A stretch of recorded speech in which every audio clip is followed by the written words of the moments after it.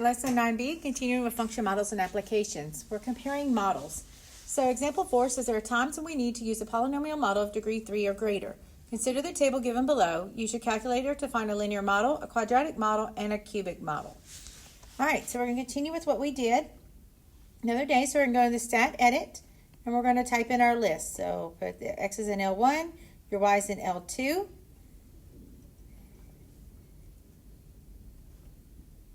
So we go through, do that. Make sure you turn on your stat plot. So remember, you're going to go to second y equals, turn on plot 1. Make sure your x list is in L1, your y list is in L2. Then go to zoom 9 so you can look at it. And it wants us to find a linear model. So we're going to go through and we're going to run our linear regression. So we're going to go back to stat, go over to calc. Choose number 4, which is linear regression. Paste it into Y1 and then calculate. And so what we see here is we get, I'm going to put Y1, so my Y1 hat is equal to 0.572x plus 5.34. But now it wants me to run a quadratic model as well. So we've already got our data in our stat edit, so don't mess with that. We're just going to run a different regression. So go back to your stat, go over to calc, and this time choose quadratic regression, the quad regression. Now this time, let's go down and let's paste that into Y2. Okay, so I'm going to put this as Y2 hat. So remember that it's the equation in our Y2. And go ahead and calculate. And so we get that it is 0.0594 x squared minus 0.617x plus 8.311. And then they want us to do a cubic model. So again, we're going to do the same thing. We're going to go into our stat, over to calculate. And this time we're going to go find the one that says cubic regression. And let's paste that into our Y3. So we got our Y3 hat equals. So paste it into Y3. Go ahead and calculate. And it tells you that it's y equals ax cubed plus bx squared plus cx plus d. And it tells you what those variables are. So go ahead and write out your equation. So you should get negative 0.0125x cubed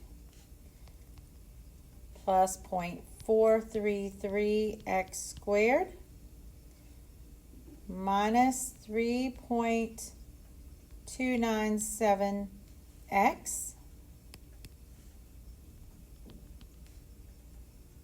I don't know why that's spaced out so far there. Just a second, let me rewrite that. And then plus 10.181 as our equation. Now it wants to know which model appears to best fit the data and explain. And so let's go ahead and let's go to our zoom 9 so we can graph it with our stat. I can't remember if we turned on the plot yet or not. Mine's not on for some reason. So turn on, you go to your second y equals. I think we talked about it. We turned on our plot and then go on and hit zoom 9. And then let's look at those equations. Watch them as they graph. They graph in different colors. The first one you see graph is your Y1. That was our linear model. The second one that's graphing is our Y2, which is our quadratic model. And the third one that's graphing there is our cubic model, what's in our Y3. Okay, so once all three of those have graphed, it wants us to tell which model appears to best fit the data and to explain it. And so looking at it, we can see that that is the cubic model. It was Y3, the third one, and it best fits the data because it passes through all, if not most, of the data points. Makes sense.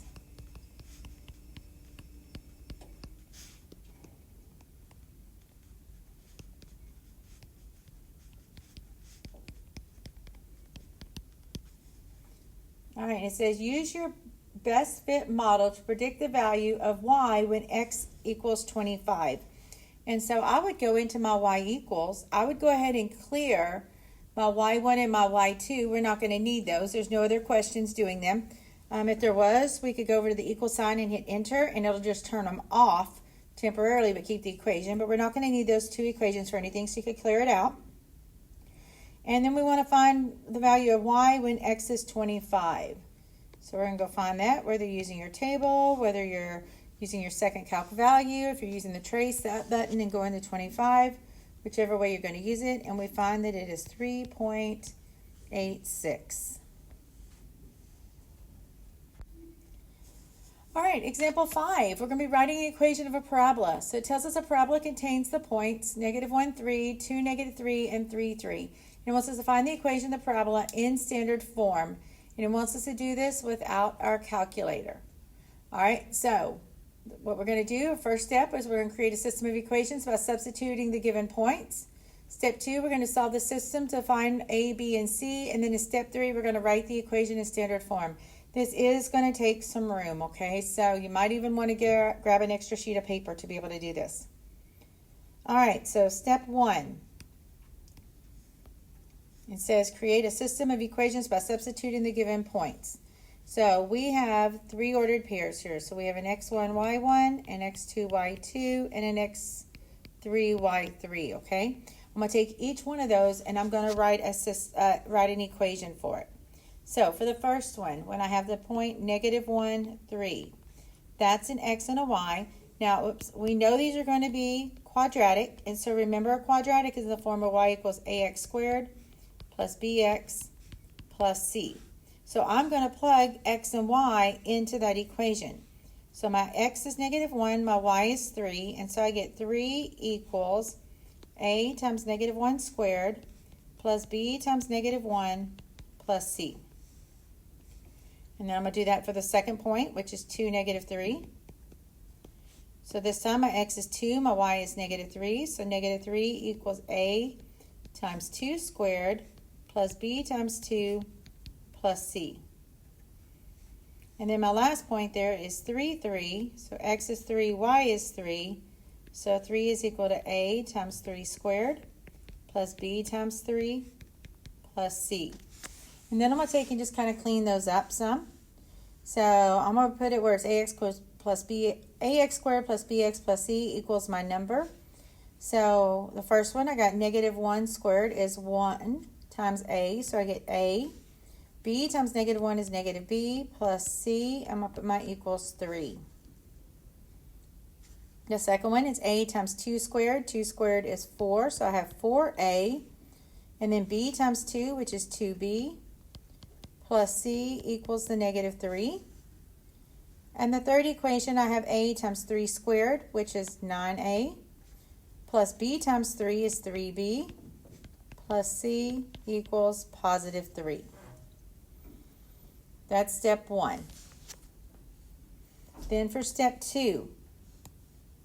Step 2 is the long step. It's where we're going to go solve and find a, b, and c. So the first thing we're going to do is we're going to combine 2 equations to eliminate a variable. And you may have done this last year when you did substitution and elimination. If you did it with 3 variables, you may have already done this. So I'm going to combine 2 equations and eliminate one of those variables. And I'm going to do this 2 different times. So I'm going to label my equations. This is going to be equation 1, 2, and 3. So you can see which 2 I'm combining. I'm going to go ahead and combine equations 1 and 2. So equation 1 is a minus b plus c equals 3. And equation 2 is that 4a plus 2b plus c equals -3. Well, if I multiply one of those equations by -1, my c value will cancel. And so that's what I'm going to do here. Doesn't matter which one you multiply by -1. I'm going to choose this first one. So it's going to be times -1. And so when I do that, I end up with -a plus b minus c equals -3. I'm going to rewrite the second equation, 4a plus 2b plus c equals -3. And then I'm actually going to combine them. So it's going to give me 3a plus 3b, my c is going to cancel, equals -6. And I happen to notice that all of those, well, if you notice that all those equations are divisible, or all those terms are divisible by 3, you could actually do it and make it a simpler equation. But I'm not going to, because sometimes we don't recognize that for sure. Then I'm going to go ahead and combine 2 more equations. So I'm going to obviously have to use one of the equations we just did. It doesn't matter which one. So I'm just going to combine equations 2 and 3. All right, so equation 2 is 4a plus 2b plus c equals -3. And equation 3 was 9a plus 3b plus c equals 3. I'm going to do the same thing I did earlier. I'm going to multiply one of those equations by -1 because I want the same variable that canceled in the first one to cancel first group to cancel in this group. So I need to get rid of c. So I'm just going to multiply one of these equations by -1. So when I multiply that one by -1, it gives me -4a minus 2b minus c equals +3. Just bring over the second equation. So 9a plus 3b plus c equals +3. And we're going to combine them. So we get 5a plus b, our c will cancel, will equal 6. And we're going to call these equations that we just found equations 4 and equations 5. And now I'm going to combine those 2 equations so I can either solve for a or b, and then I'm going to work my way backwards. So I'm going to take equation 4, which is 3a plus 3b equals -6, and equation 5, which is 5a plus b equals 6. I need to either get rid of, eliminate my a's or my b's. I'm going to eliminate my b's because if I multiply this equation here by a 3, it'll make them have the same number, but I need a -3 so that it'll cancel. So I'll multiply everything in that equation by -3. So I'm going to bring over the first one, 3a plus 3b equals -6. Multiply everything in the second equation by -3, so -15a minus 3b equals -18. Combine them, I get -12a equals -24, and I can solve for a. And I know that a is 2. I'm just circling that so I don't lose it. Now work my way backwards. I can use either one of equation 4 or 5, plug in a is 2, and solve for b. So I'm going to use equation 5 there. So I know, I'm going to change colors here. We'll go with the pink since I started it in this step anyways. So I know that 5a plus b equals 6. So 5 times 2 plus b equals 6. So 10 plus b equals 6. Subtract the 10. So I got b is -4. Okay, that was using equation 5. And then I'm going to, now I know a and I know b, we can use any of the 3 original equations to find what c is. And so for c, I'm just going to use equation 1.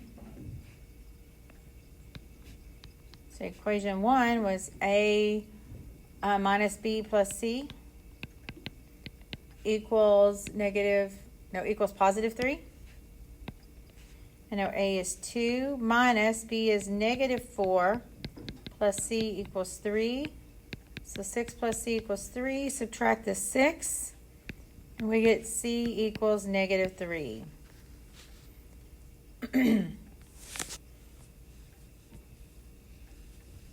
All right, then step 3, I'm going to do in this top right corner. So what we have now is we've solved for a, b, and c. We just need to write the equation in standard form. So what I have right now is that my a is equal to 2. I know b is equal to -4. And c is equal to -3. And we know that y is equal to ax squared plus bx plus c. And I know we don't box our answers, but we got a lot going on there, so I don't want to lose it. So there is my final equation.